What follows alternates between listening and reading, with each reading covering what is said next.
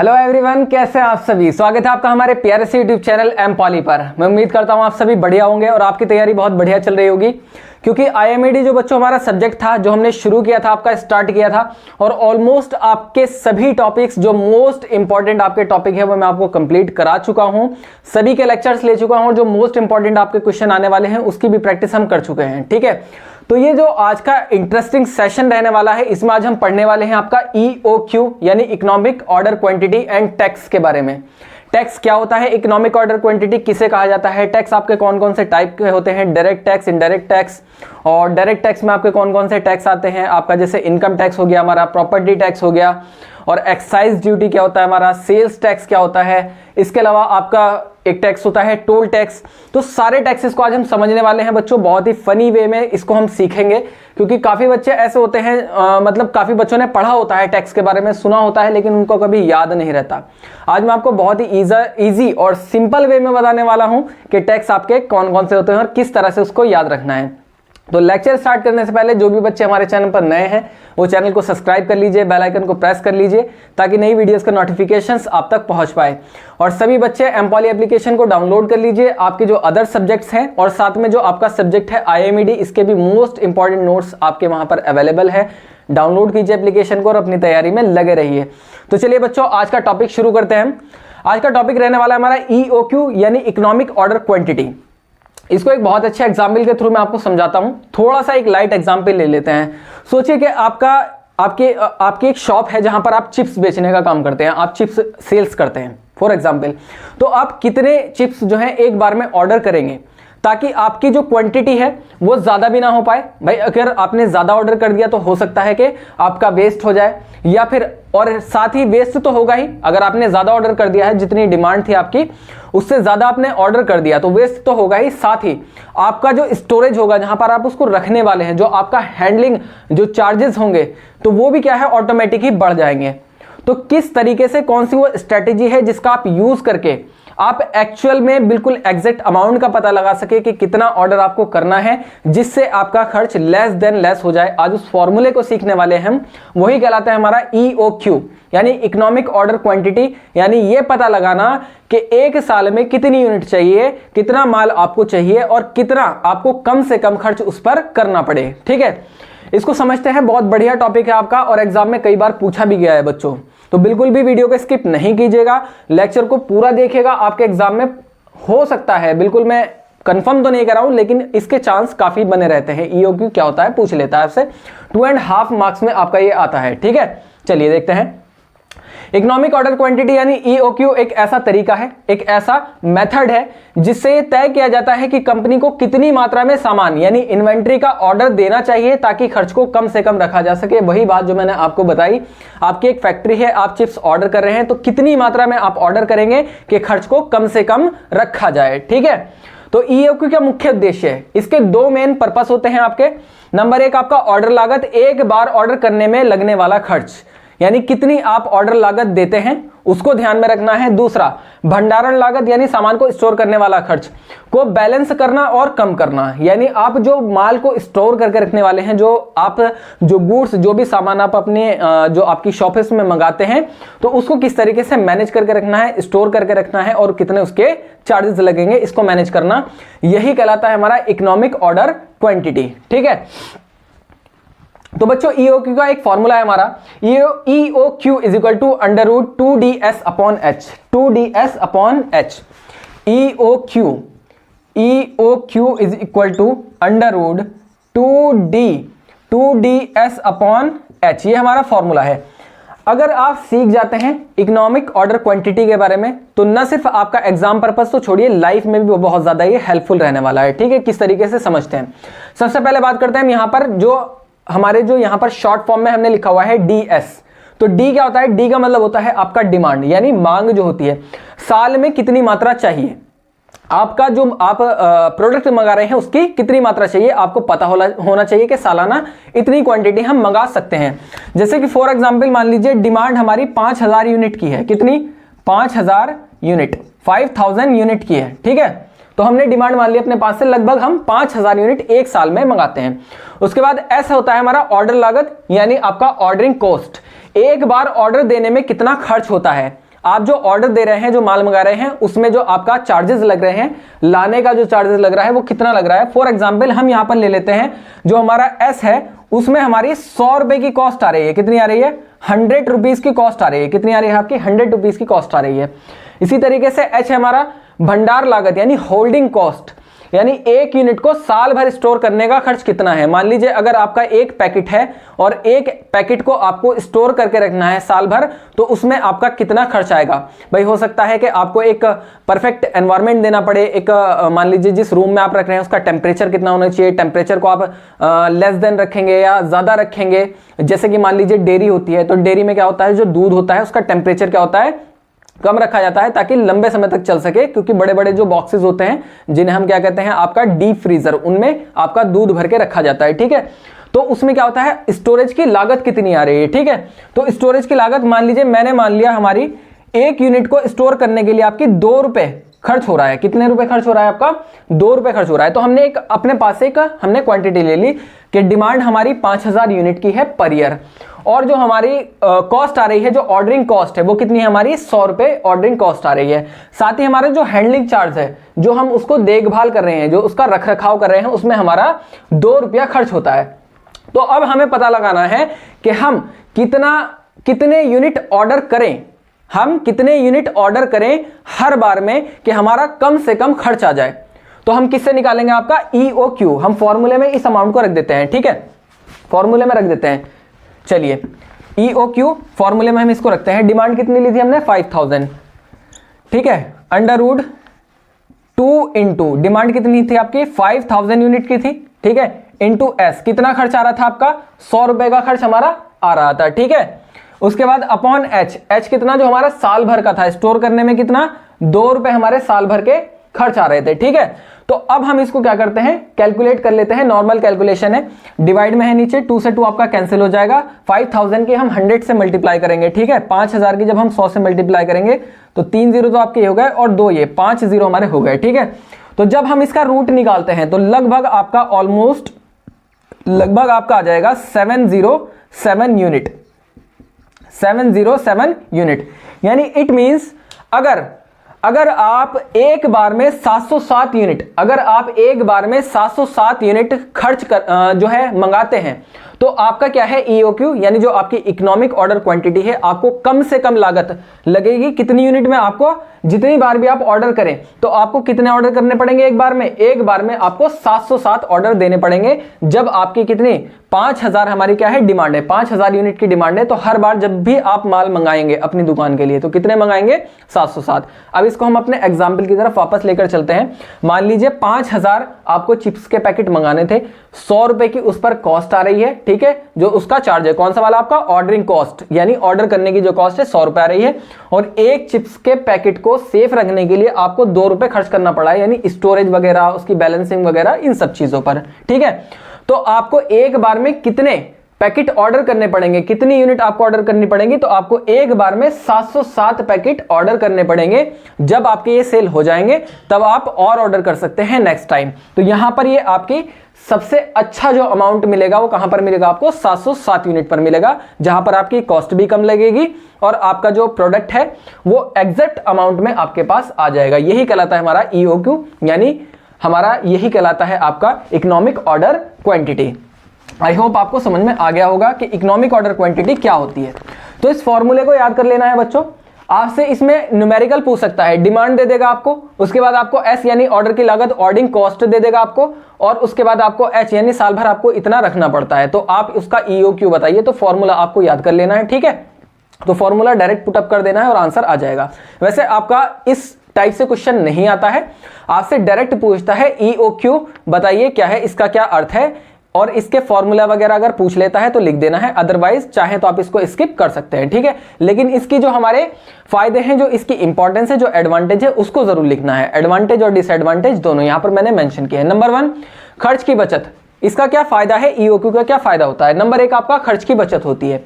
EOQ से order करने और स्टोर करने का खर्च कम हो जाता है। बिल्कुल हो जाता है सर। अगर आपको पता है कि कितनी क्वांटिटी में आपको माल मंगाना है तो उससे क्या होगा, उससे आपकी जो ऑर्डर कॉस्ट है, जो आपका ऑर्डर का खर्च है, वो क्या हो जाएगा, कम हो जाएगा। ऐसा ना हो आपको बार बार मंगाना पड़ रहा है, आपने थोड़ा मंगा लिया, कम मंगा लिया, तो उससे क्या होगा, उससे भी दिक्कत आ जाएगी, आपको फिर मंगाना पड़ेगा, कस्टमर की डिमांड आएगी, और आपने ज्यादा मंगा लिया तो आपका बर्बाद होने के चांसेस है। तो खर्च की बचत होती है अगर आप राइट अमाउंट का पता लगा लेते हैं कि इतना यूनिट मेरा सेल होना है, ठीक है। बेहतर इन्वेंट्री मैनेजमेंट ईओक्यू की मदद से ज्यादा या कम स्टॉक की समस्या नहीं रहती। अगर आप एग्जैक्ट अमाउंट का पता लगा लेते हैं तो आपको ज्यादा या कम की समस्या नहीं रहती है। जैसे कि इसमें आप देख सकते हैं, मान लीजिए एक चावल बेचने वाला व्यक्ति है, किसी की एक दुकान है जिस पर वो क्या करता है, चावल बेचता है। अब वो क्या करता है, ईओक्यू की मदद से अमाउंट का पता लगा लेता है कि इतने चावल मेरे क्या है, यूज में आने हैं, कस्टमर इतने की कंज्यूम कर लेते हैं जो आसपास के इलाके में है। तो वो ईओक्यू की मदद से क्या करता है, उतना ही माल ऑर्डर करता है जितना उसका सेल्स होगा, ना उससे ज्यादा ना उससे कम। तो इससे कस्टमर भी उसके पास बने रहते हैं और उसका माल भी सप्लाई होता रहता है और बर्बाद होने के चांस भी नहीं रहते। इसी तरीके से कार्यकुशलता, कंपनी का पैसा और संसाधन यानी रिसोर्सेस का सही ढंग से उपयोग होता है। बिल्कुल होगा सर, जब मात्रा जो क्वांटिटी है वो बिल्कुल सही रहेगी तो पैसा क्या है, सही लगेगा और उससे क्या है, खर्च भी कम होगा। तो ये इसके बच्चों आपके फायदे हैं ईओक्यू के। नेक्स्ट हम बात कर लेते हैं नुकसान क्या है। ईओक्यू के नुकसान भी हो सकते हैं, किस तरीके से, सारे फायदे थोड़े ना होंगे। चलिए देखते हैं। नंबर 1, मांग में बदलाव। अगर बाजार की मांग बदल जाए तो वो ईओक्यू का परिणाम सही नहीं रहेगा। यानी इट मींस, इसका एग्जाम्पल से आप बहुत अच्छे से समझ पाएंगे। जैसे कि मान लीजिए आपने एक डेयरी खोल रखी है, डेयरी फार्म कर रखा है, आप दूध बेचते हैं, ताज़ा दूध बेचने का काम करते हैं अपनी डेयरी पर। अगर बाजार की डिमांड बदल जाए, अगर बाजार की मांग बदल जाए, जैसे कि गर्मियों में दूध की डिमांड ज़्यादा होती है, सर्दियों में थोड़ी कम रहती है।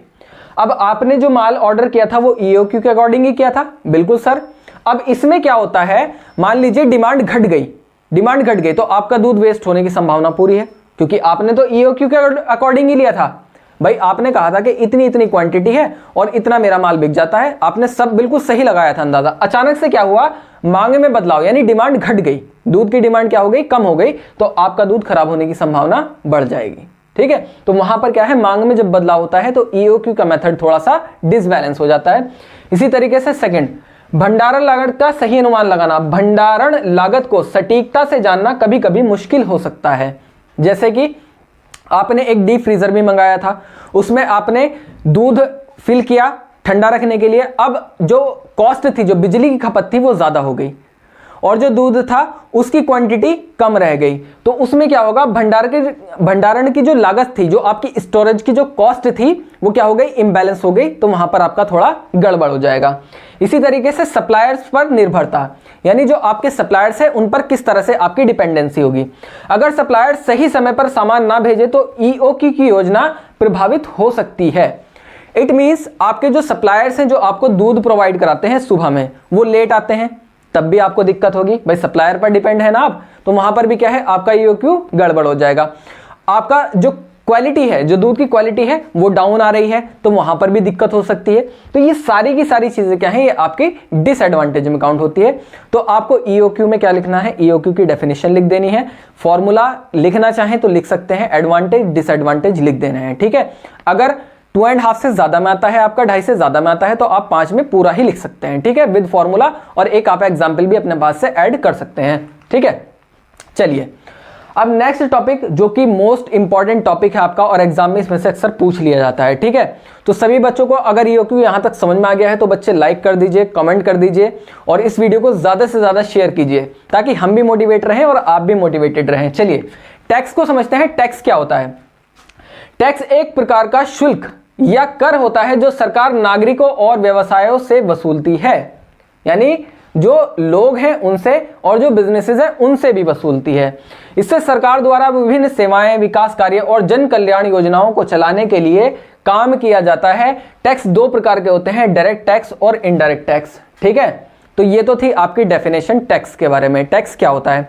अब इसको थोड़ा सा समझ लेते हैं कि भैया टैक्स होता क्या है आपका। आसान शब्दों में बहुत फनी एग्जाम्पल के थ्रू आपको समझाता हूं मैं। पप्पू की एक मान लीजिए एक उसकी फ्रूट की छोड़िए, चलिए एक उसकी दुकान थी, मिठाई की दुकान है ना। तो पप्पू बड़े मजे से अपनी मिठाई बना रहा था और बेच रहा था, भैया बड़ा खुश था, पैसा कमा रहा था।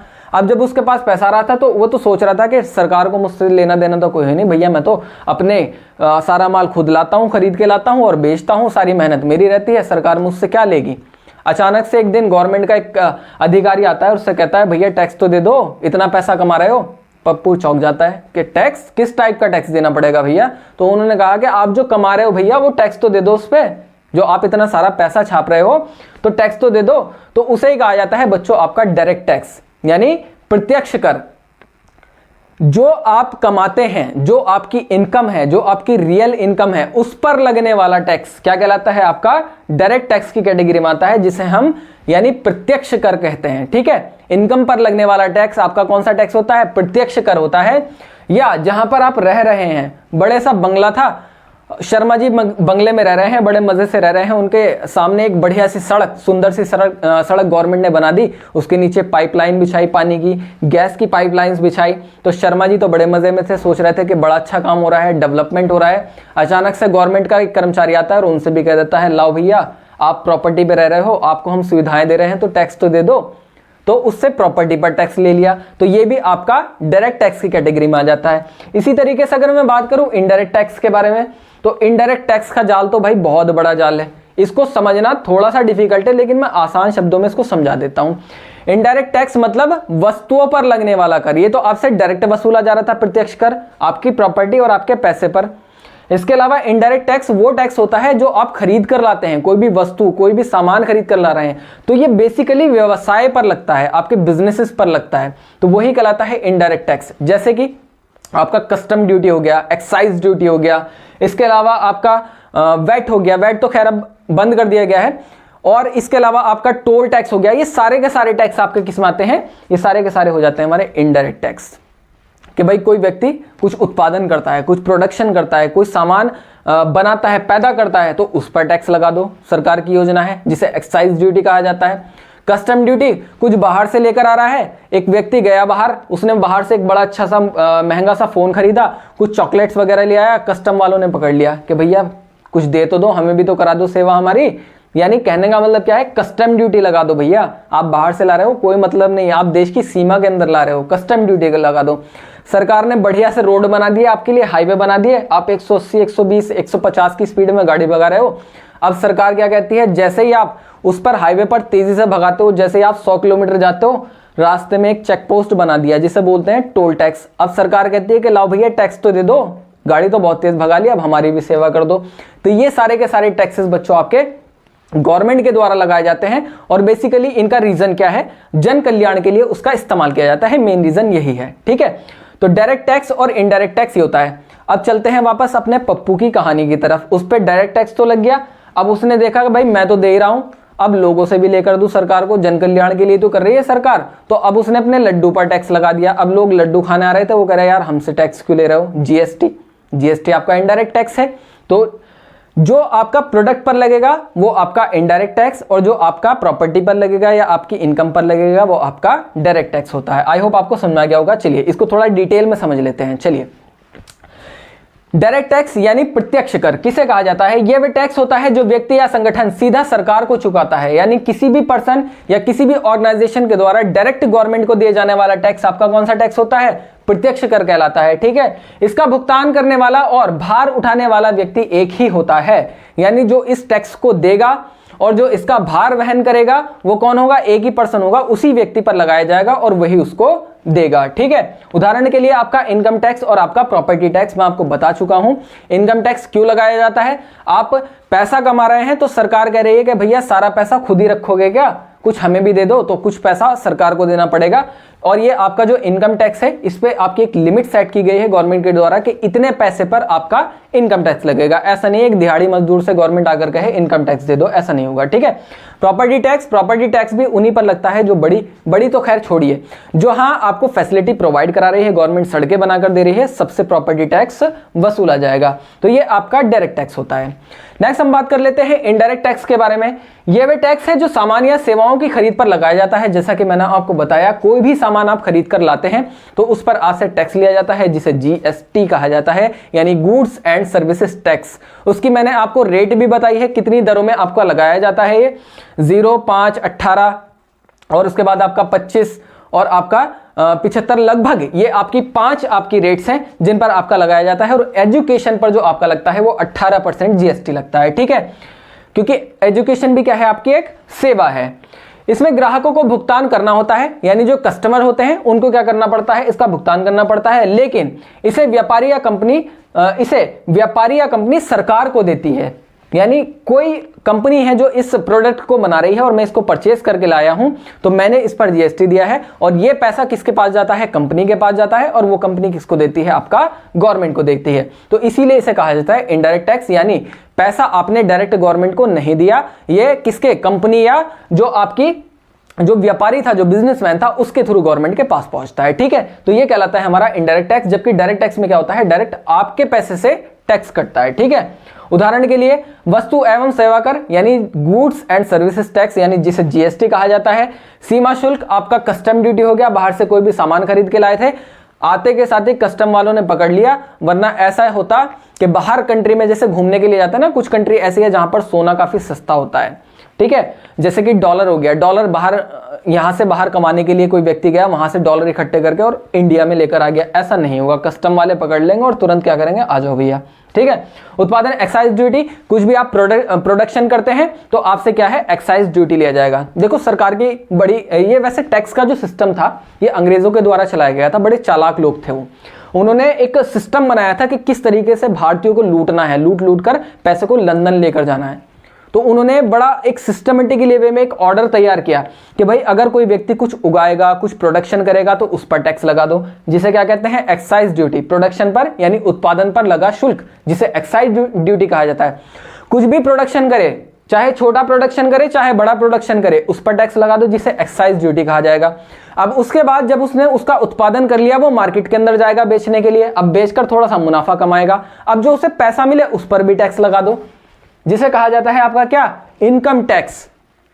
अब भैया जब इनकम टैक्स लगाया, इनकम टैक्स लगाने के बाद जिस गांव से होकर जाएगा या जिस एरिया से होकर जाएगा उस पर टैक्स, वहां से टैक्स लगा दो, एंट्री टैक्स, और जहां से लाएगा उस पर भी टैक्स लगा दो, एग्जिट टैक्स, और सरकार की सड़क से होकर जाएगा उस पर भी टैक्स लगा दो, टोल टैक्स। इस तरह से ना जाने कितने टैक्स अंग्रेजों ने बनाए थे।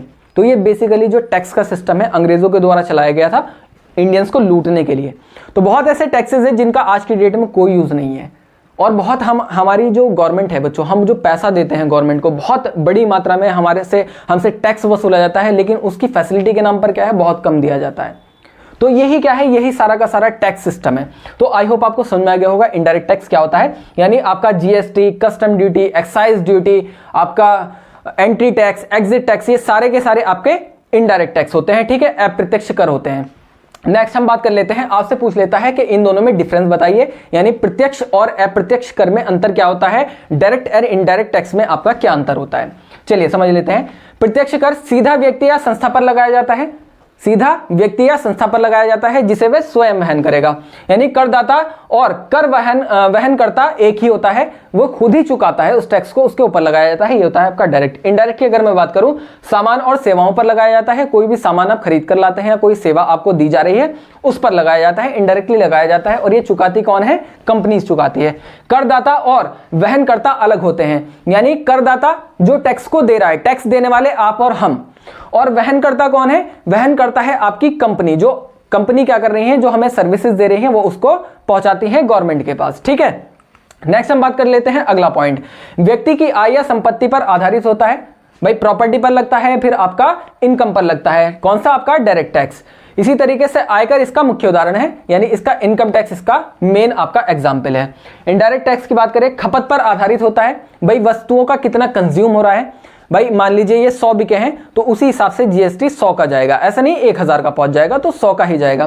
तो ये क्या है, खपत के ऊपर आधारित होता है, और जीएसटी इसका एक मुख्य उदाहरण है। इस तरीके से आप इसके डिफरेंसेस लिख सकते हैं और आपके बुक्स में भी अवेलेबल हो जाएंगे, या आप जहां से भी जिस भी रिसोर्स से आप कर रहे हैं तैयारी, बहुत बढ़िया है, तैयारी करते रहिए, लगे रहिए, कोई दिक्कत नहीं है, आप वहां से भी इसको लिख सकते हैं। 4-5 पॉइंट आपको लिख देने हैं डायरेक्ट में और 4-5 पॉइंट आपको लिख देने हैं इनडायरेक्ट में। ये आपका 2.5 यानी 2.5 में पूछ लेता है, और अगर आपसे डायरेक्ट टैक्स के बारे में पूछ ले तो आप उसको भी लिख सकते हैं। आई होप आज आपको टैक्स समझ में आ गया होगा, टैक्स इसे कहते हैं। ये बहुत लाइट मैंने आपको समझाया था डिटेल में, फिर कभी किसी और बढ़िया से लेक्चर में हम इसको सीखेंगे कि टैक्स क्या होता है, और एक एक टैक्स को इंडिविजुअली सीखेंगे।